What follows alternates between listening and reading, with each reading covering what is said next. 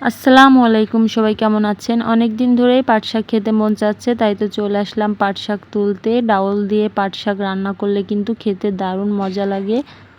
এখান থেকে আমি কিছু পাট শাক তুলে নিয়ে আসছি, আর সেই পাট শাকগুলো আমি ভালো করে পরিষ্কার পানি দিয়ে ধুয়ে নিছি। ধুয়ে নেওয়ার পর কিন্তু আমি এই পাট শাকের পাতাগুলো ভালো করে কেটে নিছি।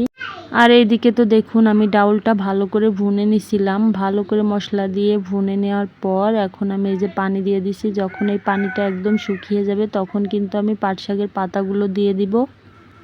ডাউলের পানি যখন শুকিয়ে গেছে তখন আমি দিয়ে দিছি পাট শাকগুলো। দেখতেই পারছেন ডাউল থেকে পাট শাকের পরিমাণ একটু কম হয়ে গেছে, আর কয়টা পাট শাক হলে বেশি ভালো হতো। ডাউল দিয়ে পাট শাক রান্না অনেক ভালো লাগে, কিন্তু যারা খেয়েছেন তারা অবশ্যই জানেন এটা কতটা মজার একটি খাবার। এবছরে প্রথমে আজকে আমি এই ডাউল দিয়ে পাট শাক রান্না করলাম। আমার মতো কে কে এভাবে ডাউল দিয়ে পাট শাক রান্না করেন অবশ্যই কমেন্টে জানাবেন।